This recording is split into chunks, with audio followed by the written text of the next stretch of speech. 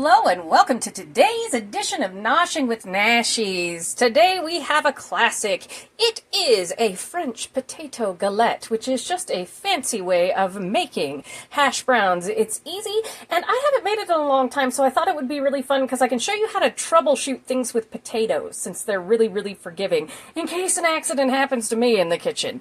And for this, we will need some potatoes, some Parmesan cheese, or some regular cheese. I'm a little allergic to Parmesan, so I have this regular cheese here as well. I've got some scallions to top them with afterwards. I'm going to be using some of this Tabitha Brown very good garlic seasoning. You can just go with salt and pepper if that's all you have. All right, so I'm going to go ahead and peel my potatoes, and then I will see you when we are grating them. All right, now I have peeled all my potatoes, and I've actually put them in a bowl of water over here just to keep them from turning brown. I'm going to work with one potato at a time just for that exact reason, so that we don't oxidize our potatoes here. I've taken this one and dried it off. I have some paper towels underneath because we're going to need to wring the water out of our potato at the end because we don't want it to steam when it cooks. Now, if you don't have a dish towel or paper towels to do that, you can absolutely not wring the water out of it and cook it. It will take a little bit longer to crisp, just to let you know. And I wanted to show you on a grater. You can use a finer grate or you can use a larger grate. That's up to you. Or you can take a mandolin and you can cut it into very thin slices and kind of arrange them in the pan, and that works out just fine. But all you're going to do is grate one potato. I'm doing the smaller side. I will also do one on the bigger side to show you the difference between the two. Also filming from a different angle today, so it feels a little bit funny. I'm on my right side instead of my left side, since I'm right-hand dominant, even though I am ambidextrous. And we are using I believe these are russet potatoes, Idaho potato, because they are nice and starchy, and that starch works as glue when we are cooking our hash browns / galette. But you can use any kind of potato you have or you want. All right.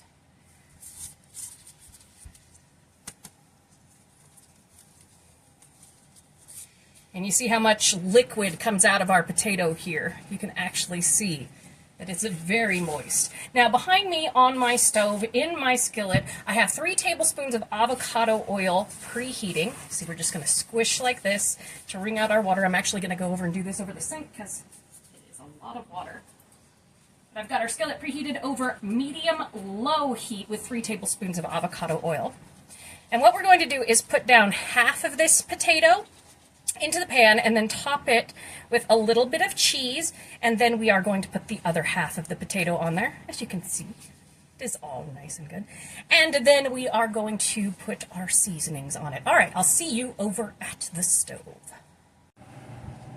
All right, I have my little test piece of potato in there to make sure we're frying a little bit, and then I have our potato here to the side. We're going to put half of it down, and then we're going to put on some cheese, and then we're going to put the other half of it down, and top it with some salt and pepper.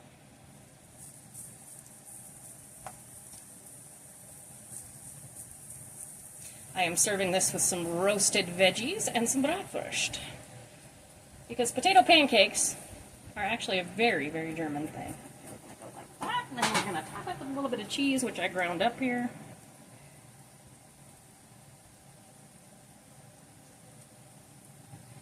And we are going to top it with the rest of our potato.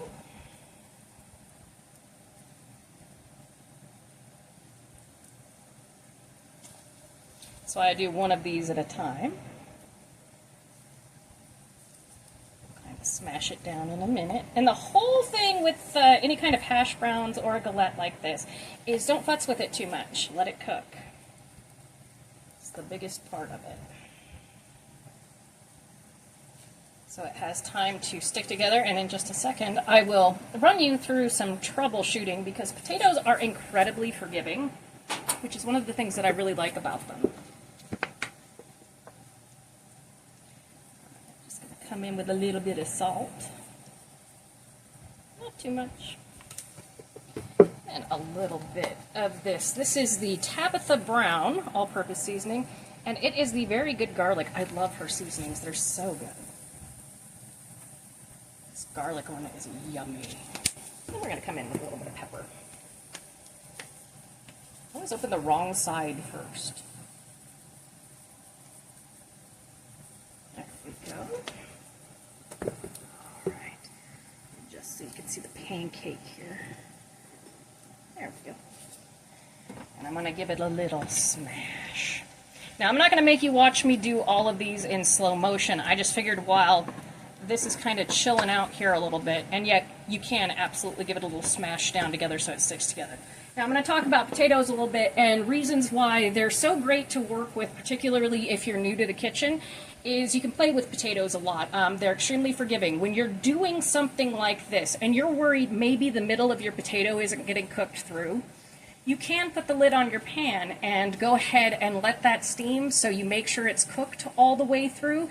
You'll have to pull the lid off and turn your heat up again to re-crisp the bottom, but it will work just fine. If your potato gets soggy, you can re-crisp. It's kind of the same principle behind if you go to McDonald's and you get some French fries and you reheat them in the microwave, they're all mushy and gross. However, if you stick them in the oven or you put them, in a little bit of oil on the stove, you can actually re-crisp them and they won't be bad. They won't be as good as fresh, but they won't be bad. Again, like with this, you can absolutely cook these up, freeze these, pull them down, reheat them on the stove or in the oven, and they come out great. But if you microwave them, they'll taste just fine too. The texture is just going to be a little bit different. But that's one of the things that I love about potatoes is that they are so versatile, and as long as you're not burning them, they are really giving as far as mistakes go. All right, I'm going to go ahead and let you watch this in fast motion so that you can see how long it takes to cook, and I'll come back when we're flipping it.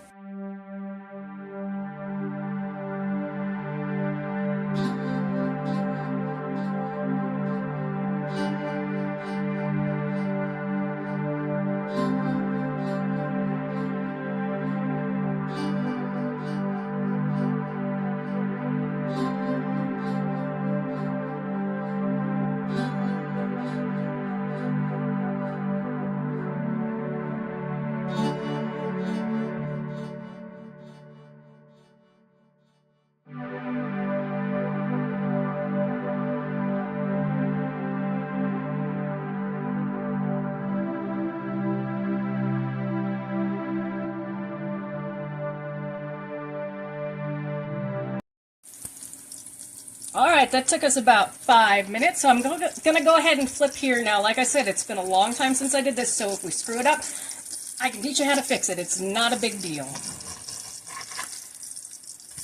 Oh, perfection. And when you go to flip, if your potatoes have absorbed a lot of the oil, you can put another tablespoon around the edges there to make sure you're going to get nice and crispy. The other thing is once you flip, you can go ahead and turn your eye up to medium heat, which is 5 on my stove, so that it gets cooking all the way through. And another thing about this potato galette, this hash brown, this fancy hash brown, is if you wanted to serve it sweet, you can as well. Omit the salt and everything like that. You can actually put a little honey or a little maple syrup on it. If you've ever put maple syrup on your hash browns, you know what I'm talking about. It's very good. So, just be really creative with it. I'm going to let you watch the rest of all of this in fast motion because I think I've given you all the information you need. It's going to be about 6 minutes on one side and a little bit quicker on the other side because it's already cooked through a little bit. And if you see my potatoes are a little bit brown or a little bit red because they've oxidized, don't worry about that. It does not affect the flavor. It's just that in order to film, I kind of have to get everything together first. Normally when I'm cooking by myself and I'm not filming, I can just kind of do it as I go, but for the sake of y'all and the sake of speed, this is how we do it. All right, so please enjoy the rest of the show.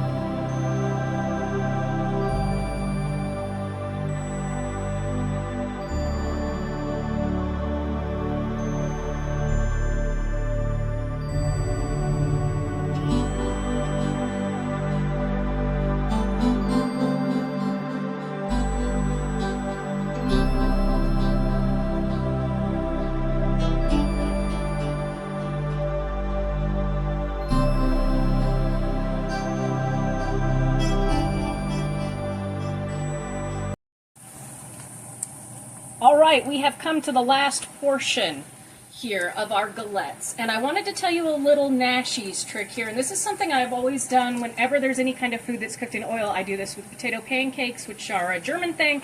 I do this with fried chicken, fried foods of any kind.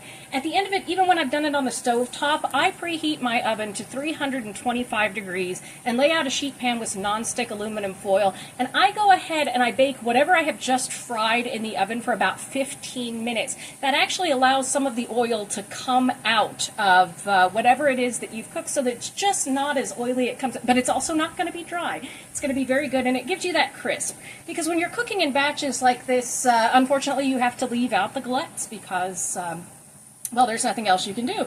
So you put them in the oven to keep them warm. That's the whole principle behind it. But it does. It gets rid of, I drain them on some paper towels, and then I stick them in a 325-degree oven for 10 to 15 minutes, and it really keeps it from being oily. Okay, I'm going to take these, put them in my oven for just a few minutes while I chop up some scallions for the top, and I will see you then. All right, and here we have our finished potato galette, all nice and crispy, and you can make them whatever size you want, bigger or smaller. They're basically a potato pancake, some hash browns, however you want to call it. They are fantastic and easy peasy to do. Oh, and Mr. Nashies starts a new job tomorrow, so if you've made it this far, please do me a favor and head to the comments and wish him good luck and all the best on his new job. Thank you so much for joining me for this edition of Noshing with Nashies. If you have enjoyed, please like, comment, share, and subscribe, and I'll see you in the next one. Bye!